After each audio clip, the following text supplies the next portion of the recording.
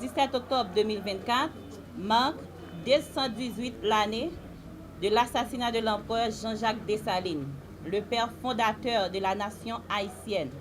La vision de Dessalines, c'était de faire de la nouvelle nation du pays où son développement repose sur la prospérité, l'égalité, la transparence, la justice sociale, la souveraineté, la participation et l'unité.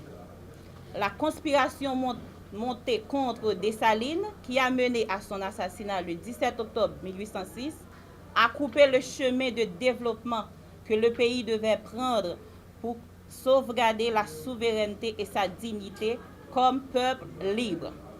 Au-delà de l'assassinat de l'empereur Jean-Jacques Dessalines, le 17 octobre 1806, au Pont-Rouge, le protocole du 17 octobre regroupant diverses structures politiques et sociales reste attaché à l'idéal dessalinien en ayant comme boussole la transparence et la justice sociale. 218 ans après l'assassinat de l'empereur, le pays connaît une crise multidimensionnelle, incessante, qui détruit toutes les structures sociales, politiques et institutionnelles du pays.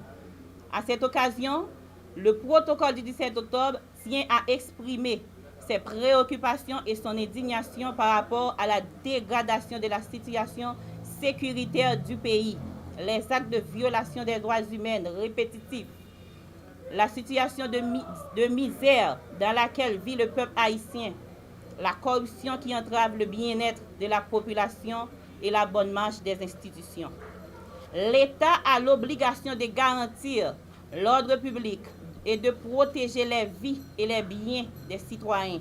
Cependant, environ 6 mois après l'installation du Conseil présidentiel de transition et la mise en place du gouvernement, les dossiers prioritaires de la nation ne sont pas considérés. Un comportement qui montre le niveau de mépris des autorités face à la souffrance de la population. Tout d'abord, sur le plan sécuritaire, le protocole du 17 octobre constate qu'environ 6 mois après la signature de l'accord politique du 3 avril, qui, dans son article 1.1, détruit les 3 priorités principales de la transition, à savoir sécurité, réforme constitutionnelle et institutionnelle et élections. Jusqu'à date, rien n'a été fait pour résoudre les problèmes cruciaux du pays, malgré les diverses déclarations et les promesses du Premier ministre Gary Conille, faisant savoir que son gouvernement va récupérer les territoires perdus, caille par caille, quartier par quartier. Les attaques continuelles des gangs armés se multiplient à un rythme alarmant, au point que dans la nuit du 3 au 4 octobre, les membres du gang Griffe, munis des fusils automatiques, ont massacré plus d'une centaine de personnes à Pont-Sondé.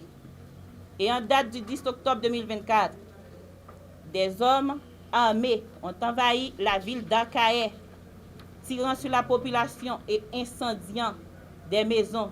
Divers cas de violence et d'assassinat perpétrés par les groupes de gangs armés dans le nord, le nord-est, la Grande Danse, sans oublier Gantier, Gressier, Léogane, etc.